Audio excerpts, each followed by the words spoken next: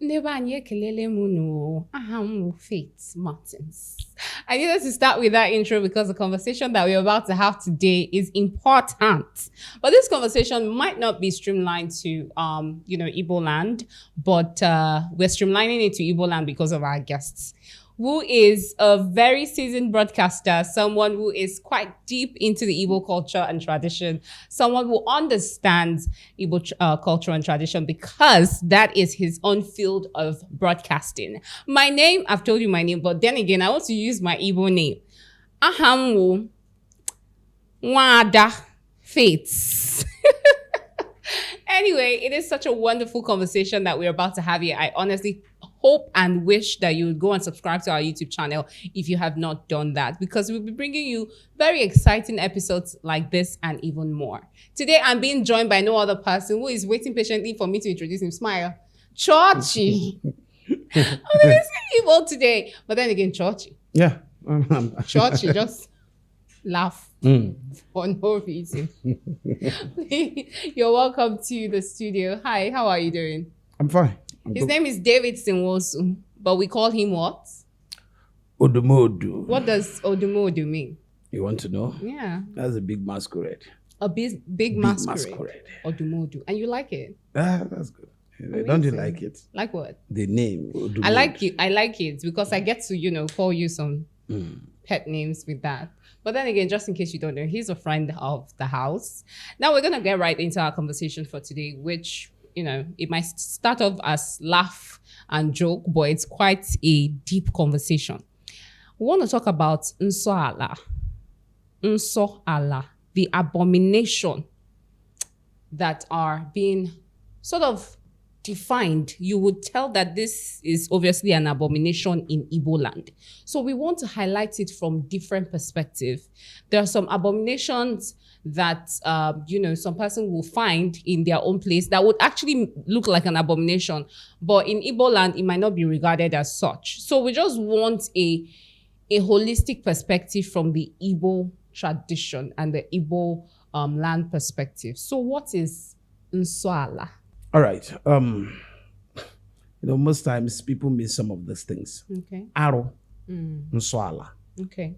Nso Ala. Taboo. Okay. Aro. Abomination. Okay. Now, taboo is not Nso Ala. It's not abomination. Get me? Taboo is not abomination. Do you understand? Okay. But every abomination is a taboo. I don't know if you are getting what I'm saying. Every abomination is a taboo. But not every taboo is an abomination. Okay. Let me explain. Please. Now, Nso Ala is what people find sacred, like in their own place. You don't do this. It is in this place we forbid eating of, let's say, eke, python. In our place, we don't eat python, for example. In some other place, they don't eat monkey. It is not an abomination in Igbo land, but in that particular area is a taboo. Okay. But not an abomination. Okay. Do you understand me? So a particular people may decide and say, this is our taboo. Here are we high now. So in my community, some people will tell you, don't go to the farm on a K market day. Okay. We don't marry on Ori market day, for example. In your community? I'm just giving example. Okay. Do you understand? You don't do this in a for market day. I don't know if you're getting me. So those things is not an abomination elsewhere, but it is a taboo in those places. Okay. For example, there are communities in Imo State that don't eat python. If that python eventually enter one other community, is a sharp meat. They will devour it instantly. And in that community that eat python, it is not an abomination. And because the other community don't eat python, they cannot subject the other community that eat python not to eat python because of they don't eat it. Yeah. But what happened is that the community that eat python cannot go to the other community that does not eat python and kill python and eat in that community. When you do it there, is a taboo. But when you eat it in your own community, it is not a taboo. And if you are from the community that does not eat python, you don't sell python to somebody who lives in a community that eats python. Oh, okay. Do you understand? That is a taboo. Now, that community that eat python may not eat monkeys. So if you eat monkey in their community, it's a taboo. But the ones that don't eat, the ones that don't eat maybe python, but they eat monkeys, You can eat monkeys in their community. It's not a taboo. Now, what is an abomination? What we call aro. Ndị Igbo say aro bụ afọ ya uru omenala. Aro. Abomination is abomination anywhere in Igbo land. Anywhere in Igbo land. Abomination is an abomination.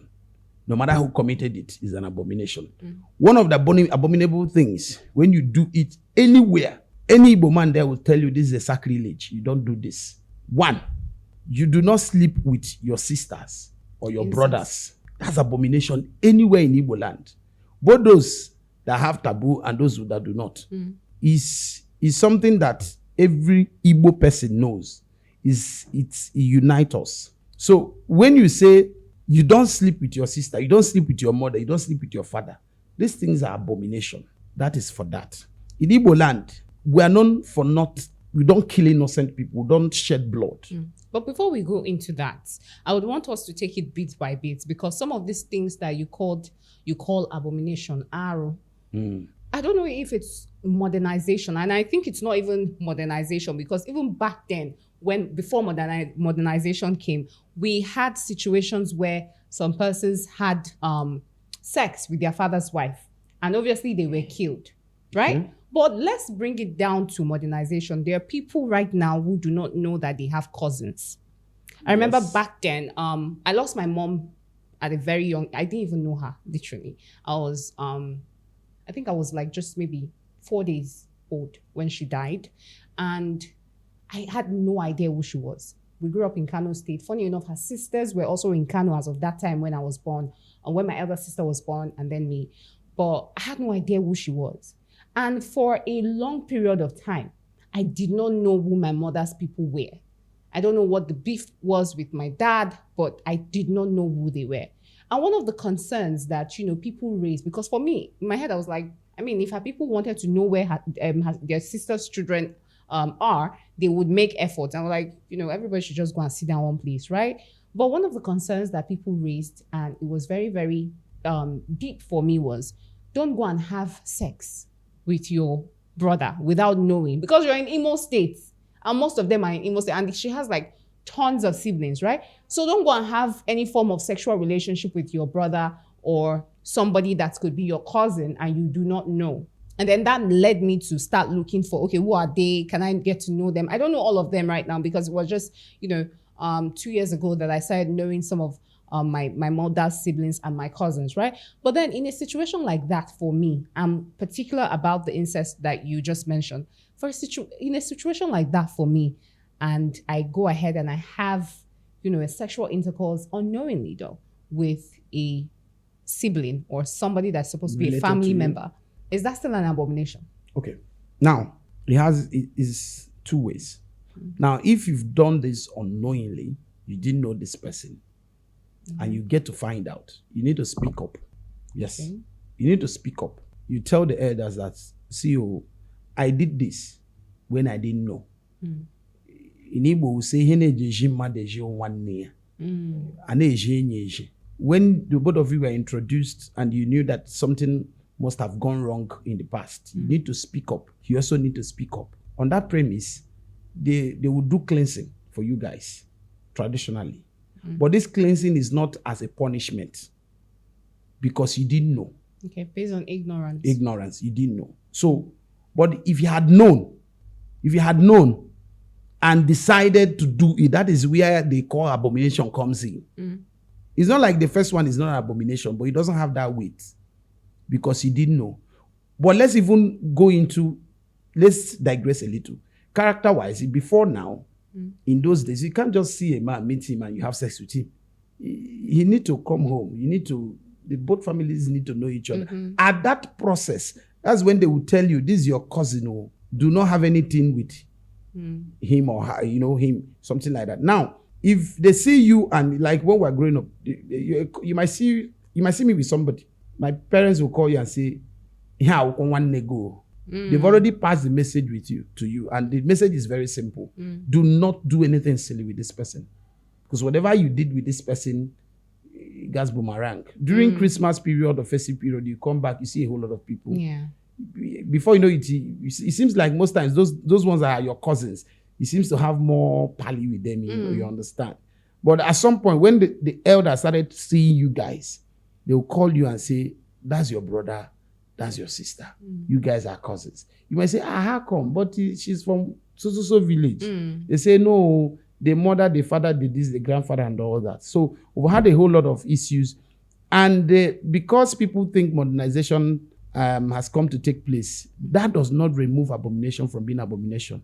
Do you understand? I've seen where it happened and the story did not end well. In fact, the girl intentionally, she got pregnant for a relative, but a very far distant relative.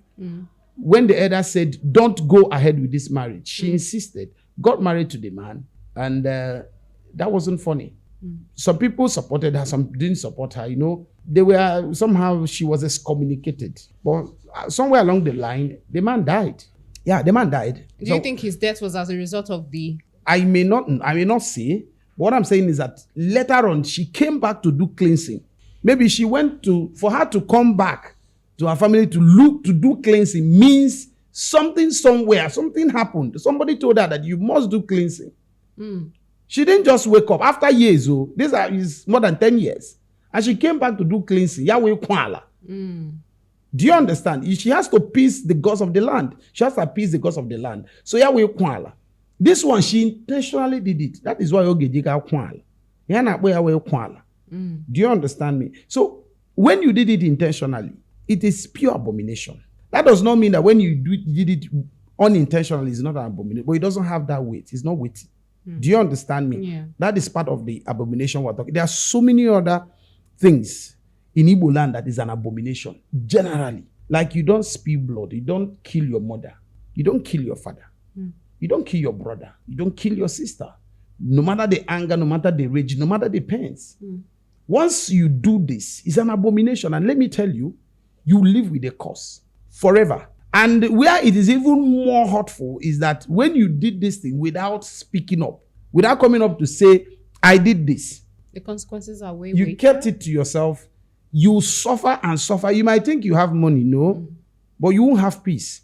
You might even, after your generation, it goes back to your children till that generation ends. So once an abomination is committed, anywhere in Igbo land, nobody kills his father and people clap for him. No. Do you understand me? Nobody does that. Nobody in Igbo land. Once you, for example, you go and take somebody's wife forcefully because you are richer than him or you are more powerful, it's an abomination. If you sleep with your brother's wife, it's abomination. Nobody changes it. Anywhere in Igbo land, that is it. If you sleep with your brother's wife, not your late brother's wife.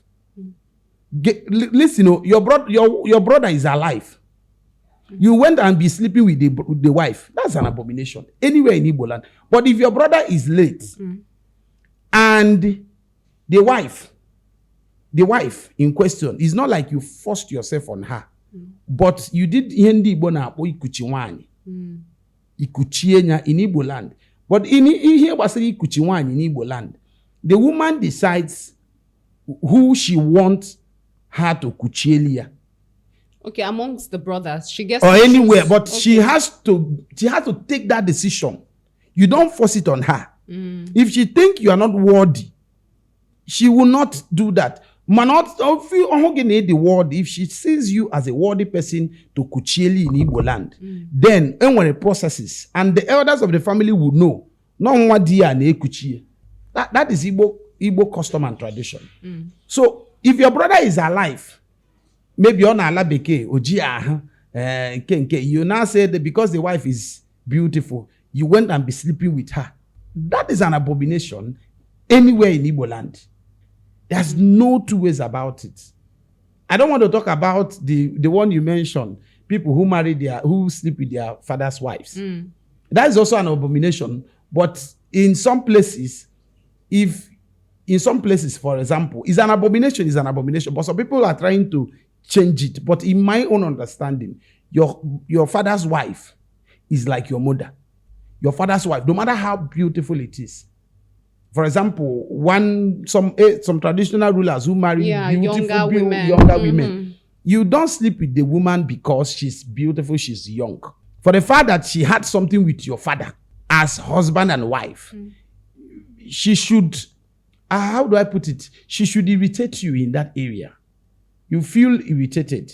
Her nakedness should not even entice you because your mother's nakedness cannot entice you. So that is the truth. So, but some people will tell you when the husband, your father passed away, you can take over. No, that's nonsense. That's an abomination. It's an abomination. Anyway, any day. If you sleep with your mother, it's an abomination. If your mother sleep with you, it's an abomination as a man. If your father sleep with you, it's also an abomination as a woman. So I like that you're highlighting some of these examples because one of the things I always say when, you hear abominations, I usually just feel like, maybe they are just rules put in place. Back then, those rules were there so that you do not, cross a certain boundary. No, they are natural rules. These things are natural laws. Like they are natural laws. They are like in your conscience. They are in your mind. Unless you don't know. Why I'm saying this is because right now we are having really despicable stories. Stories of father sleeping with his daughter. Like I heard a story of a man. The lady, the daughter in question came out to say it. Her father started sleeping with her when she was 17. Her mother died. So he started with, caressing her. He'll put his mouth on her very tiny nipple as of that time. And then it got to a point where she went to school, came back, and he continued.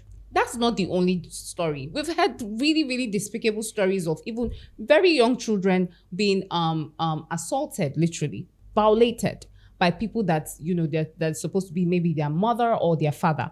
I had a very saddening news, and that is the reason why we're even having this conversation to start with. Old people back in the days are being regarded, they're being reverenced as elders, people with wisdom. People will know this abomination. People will know the tradition and they stay away from, this abominable act.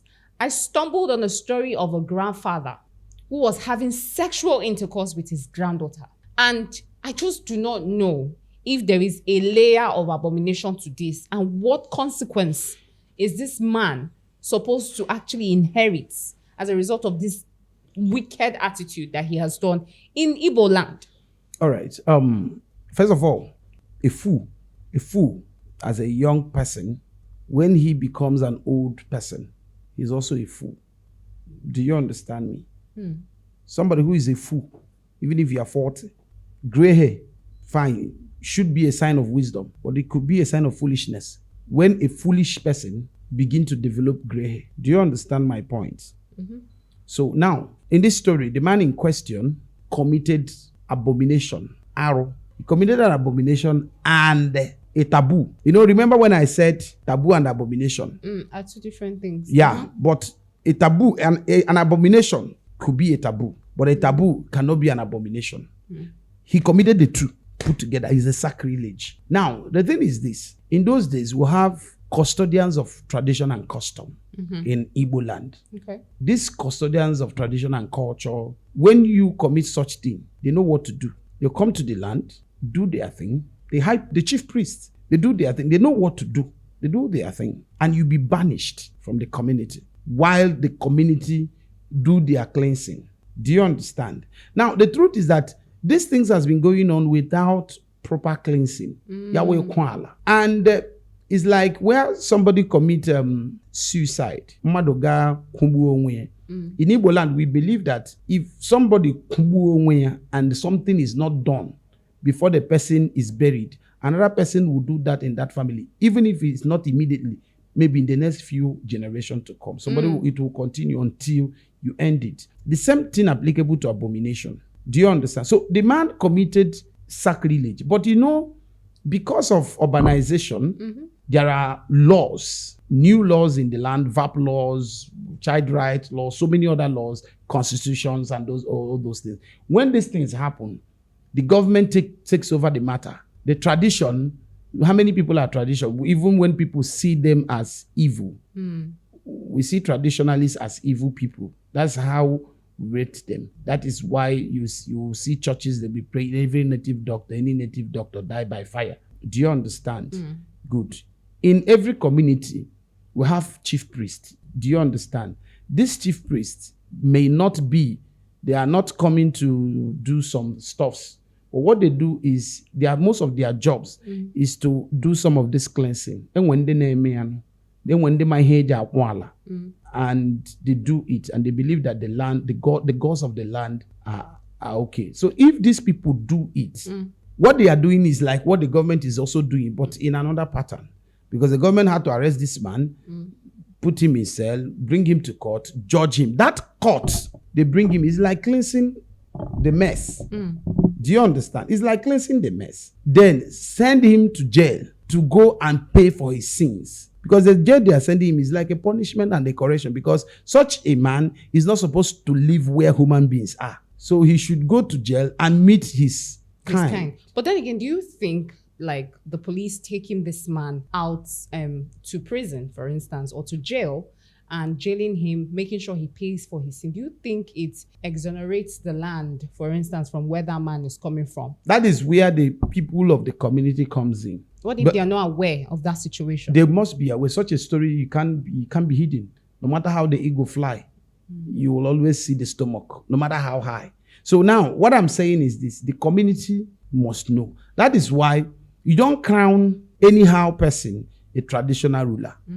It's not like somebody who stays in abroad. He doesn't know the custom and tradition of his people. Because he made money, he comes back home, he said he want to be a king, and we give him crown. Do you understand? Or somebody who did one nonsense and make money, you give him crown. When you give a thief crown, he crown other criminals. Crown will be shared everywhere.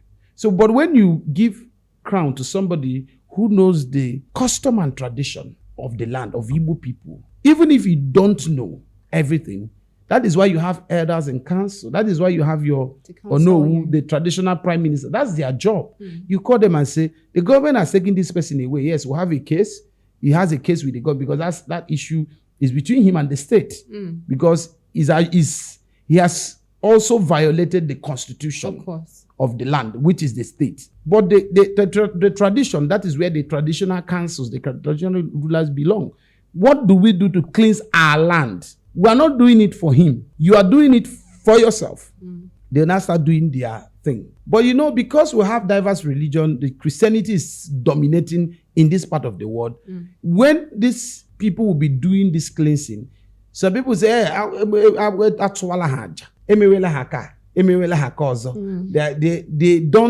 don't even after doing that, you see them, they'll come and hold crusade there. Every nonsense they did here, they are caging you people. Do you understand? Yeah. So the traditional rulers have a whole lot of role to play. But you can only play this role when you know your role. You don't give what you don't have. So if as a traditional ruler, you live in London and an abomination is committed in your community, you might not even be there to give orders and tell what happens and what does not happen. Do you understand me? So this is where they have the onion lines with them to cleanse the land for their own betterment. Because in Igbo tradition, we believe that if you don't do some of these things, it will cause more problem, more chaotic, and more sacrilegious situation. Do you understand? A whole lot will happen. That is what we believe. And you never can tell if it is as a result of all this nonsense that we fail to acknowledge, we want to paint it, whitewash it, that we keep seeing high level of immorality and sacrilegious attitude or behavior from people we think that should be the custodian of culture and tradition. Yeah. So that is just that. So when a 65, 70, 80 years old man defile a child that calls him father, it means that man do not understand the custom and tradition of the people. When somebody say Abomination,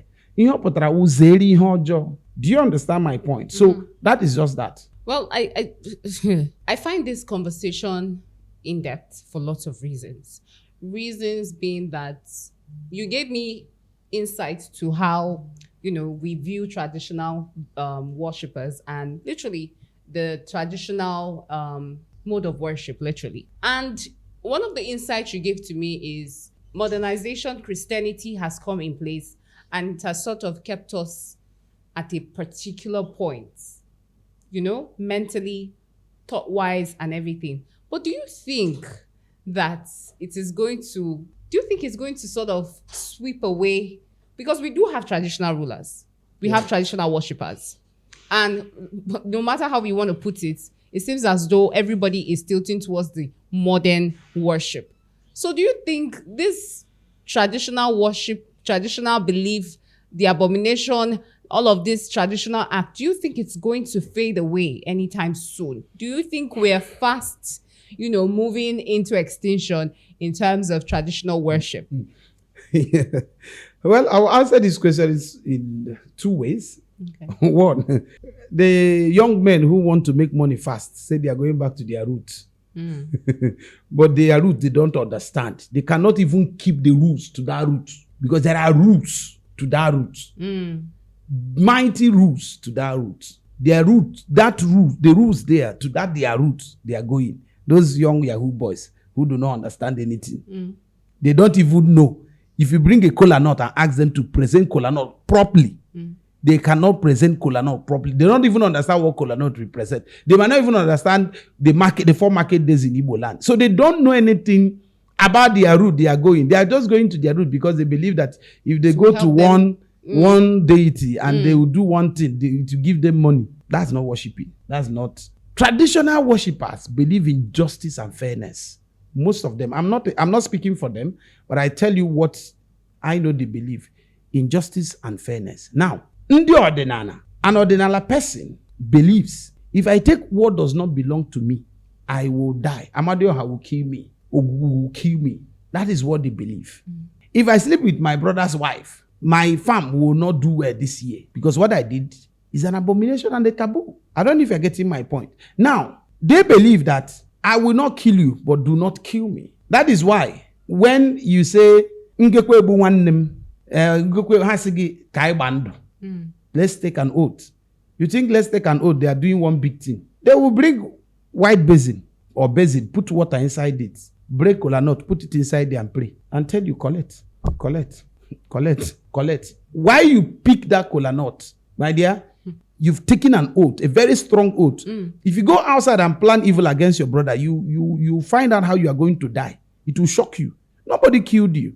That is why if you go to Izu Munna, Egan Izu, Ebo Munna Zuko, what Igbo people do, when they bring their palm wine, they will bring one cup, mpiato. That mpiato, everybody will drink from it. They will not bring 2 or 3. They bring one, not glass cup.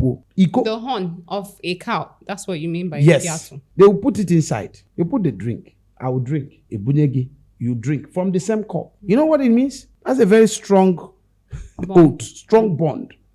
So now, on the side of people who do ordinala, tradition, because they believe in tradition, it's not going to go into extinction, because they feel that this is where they pray to their gods, and their gods answer them. Mind you, they also believe in Chukwu Okike, the God, the maker of heaven and earth. But they also have their small chi that they believe. But what I'm telling you today is very simple. The traditional worshippers going into extinction depends on them, not on the activities of other people. It depends on them, those who are part of it. Do you understand me? Now, Christianity is coming, and other kinds of religion is coming. But the truth is that there are still traditional worshippers. And mind you, there are people who are not comfortable with Christianity because of what they've seen, what they've experienced. They say, we're not, you see this tradition, we're not doing it too. We're not going towards this side. We're just neutral. They believe in humanity as a religion. As a religion. Okay. Atheists and all that. So now, the Christians, the traditional worshippers, they do what we call libation. Ijuogu, fana juogu. In Christendom,